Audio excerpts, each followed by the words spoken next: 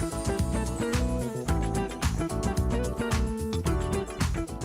there, welcome back. We're talking about how to finance your small business with Teresa Smith from the Toledo-Lucas County Port Authority and Pam Rogers from ECDI, right, ECDI.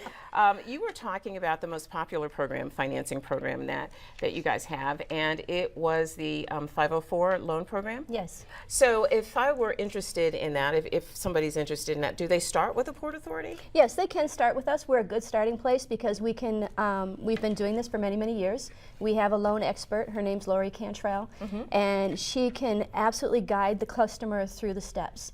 One of the historical thought processes, if you ever got involved with the SBA or the state on a program, was that there was too much paperwork and it was too complicated.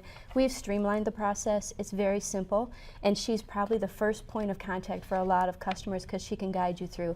Ultimately, you have to get to a bank, but she can also help you with, if you don't have a banking relationship, identifying some of the banks in our market that are really open and looking for opportunities right now. Okay, and those are loans too. These are loans too. Those are all loans too. Yes. Any grants out there for business startups, small business startups?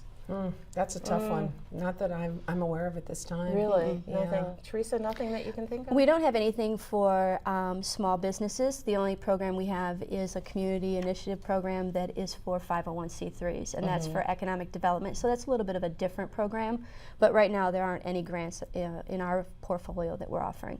So what would you both say to the person who's watching the show and they're thinking about starting a small business? How do they need to be organized to meet with you first? They can't just come in and sort of sit in the chair and say, I want to start a small business. That's not the most, that's a way to start. It's not probably the most productive way to start. Probably not the most productive. We have a website, ecdi.org. They can go on and it'll show some requirements as far as what we're going to ask for is in the documentation. Tell us what some of those might be. Okay, let me get you my list. All right. Oh my gosh, there's a list. There's a That's list. Never good I when there's a apologize. list. We do have a general application, microloan application, which is the SBA. We're going to ask you for 3 years of personal and business tax returns, depending on where you're at. If you're a startup, obviously you won't have that information, but you will have personal tax returns. We have a $25 application fee that we're going to ask for, and then we'll sit down and go over the rest of the paperwork. But that's the basic stuff. It's not rocket science, but it is redundant, repetitive. People think, well, I don't have to fill this out. I did it before. Well, yes, you do. Yes, you do. You got to do it again. You got to go back. So we will sit down. Lisa Lawrence, who is our operations manager, and it is amazing. We'll sit down with everyone and reiterate the fact. Let's sit down and look at every single document initially before you walk out of here, and make sure you understand what it is that we're asking for. Yours is, go ahead. Yeah, I was thinking along her line, because we're talking primarily about startup businesses so far. Really, the business plan is critical. And while you can start at ECDI, ultimately you're going to get referred back to one of our support partners in the community, either the Chamber or Assets Toledo.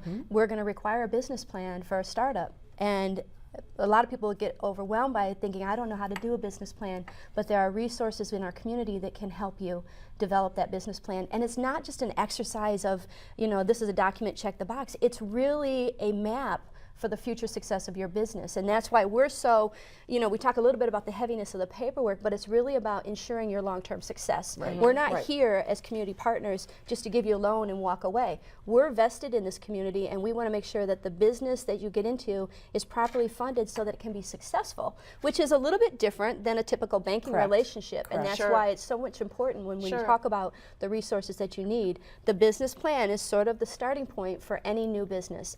Now, our programs are related to more existing businesses and the growth and expansion of existing businesses. So what do you have? We have the SBA 504. We're the conduit for that. We mentioned that. It's fixed rate, long-term financing.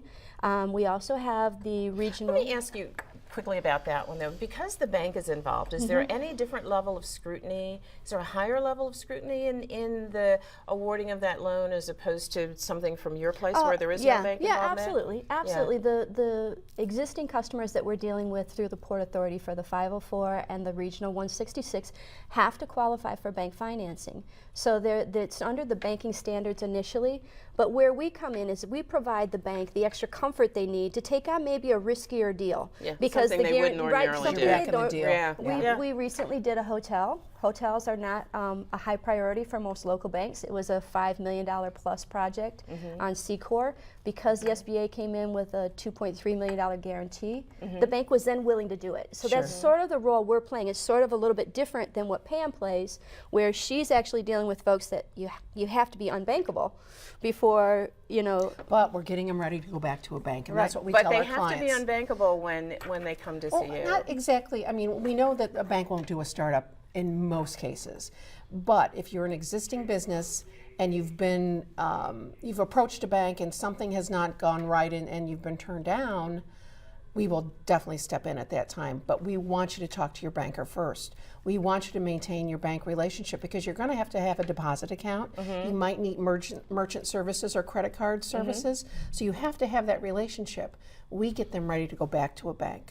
So my term is 5 years, but say 3 years you were flying, you were doing great, you pay me off, there's no prepayment penalty.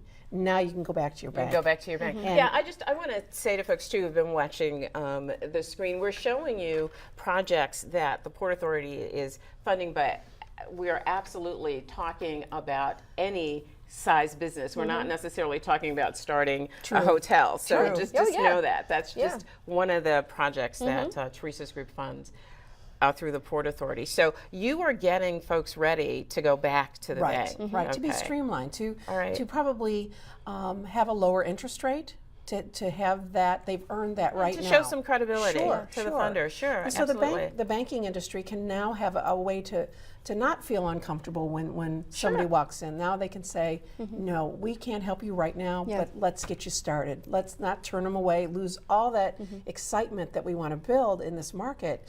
Let's get them going. Let's get them going. What else do you guys have, Teresa? Well, one of the other programs that we have that's very innovative for our community is specifically targeted towards minority contractors, and that's the DCAP program. That provides access to capital for minority contractors who have been awarded a contract.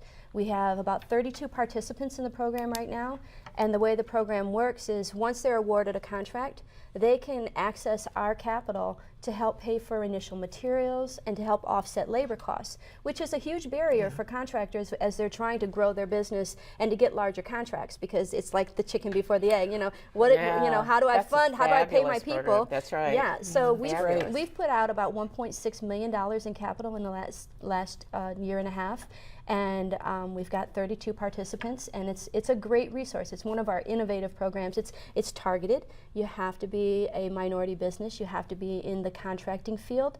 But right now, it's really creating an opportunity to grow and expand those specific businesses. That is such a great program, because one of the difficulties that minority contractors run into all the time is just being able to float those expenses until they get paid. And you can't say to your workers, I can't pay you till I get paid. That's not quite the way to do it. So that's fabulous. That's the other really good program that we have that can be impactful for existing small businesses, not necessarily a startup, is our Better Buildings program, where we have loan proceeds available to help businesses upgrade their facilities.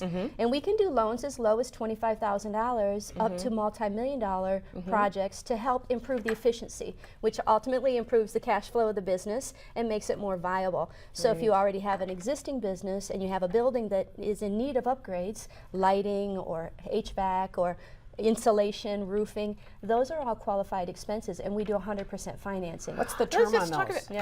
Sorry to interrupt. No, go ahead. Go ahead. How long do you take those out? They're either 10 or 15 years, and it's a fixed rate program, which is the other innovative feature, that we're able to package those deals and put them into a bond issuance, and it becomes actually an assessment on the building, so that the individual isn't receiving a monthly payment requirement. It's actually a biannual. It becomes part of their tax bill. It ties the improvement to the asset, and it really helps the small business owner upgrade their facilities and then make improvements that maybe the bank really isn't interested in financing. Yeah, and when you say ties the loan to the building, you mean that if the owner sells the building, he doesn't carry the burden of that tax. The loan stays with the building. The really cool thing about that is that most people don't understand the amount of money that can be saved with good energy upgrades. And this particular program comes with an energy audit, doesn't it? Yes, it does require an energy audit, and basically basically the audit goes in and assesses your current utilization and determines what are the best things you can do to improve the functioning of your business.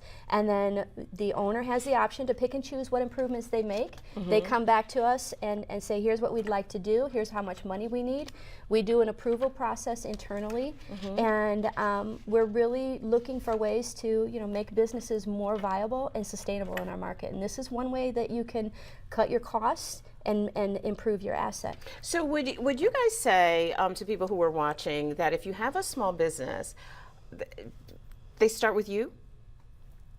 Depends on where they're at, depends on the dollar amount and what their needs are. So I really love that energy program. We don't have that type of program, but if you want to expand, if you want to do a build out for a current rental space that you're using, we are all over that. One thing I want to make sure that everybody understands is we will not do a purchase of a building. That's something that we're just not in the business to do. Sure. So we will help you get started. We will help you buy all the equipment that you need. Really? We'll help you with adding employees if you need just working capital to continue to add, because we're about jobs. We want to see job creation. Yeah, I think the important thing is too, we're both in the same building. We are. We're at One Maritime. She's on the 2nd floor. I'm on the 7th floor. We communicate daily. If I have a client that I'm meeting with that says, I need working capital, I say, okay, well, I can't do working capital. But here's Pam's number. right. Go call her. And if she has a client that comes in that looks like they're bankable, and maybe they just needed some guidance, you could probably benefit from the 504. Why don't you go see Teresa upstairs? And so we really have a great working relationship where we're able to refer back and forth. So wherever they start, if they start with us, if they start with Pam, either way, we're going to get them to the right place. That is amazing. This is such great information. We're going to make sure that people know how to contact you so that you can talk to them more about their specific situations. I'm so glad you came on. Hang with me for just another second, though. Okay, we got to go away, but we'll be right back. See you.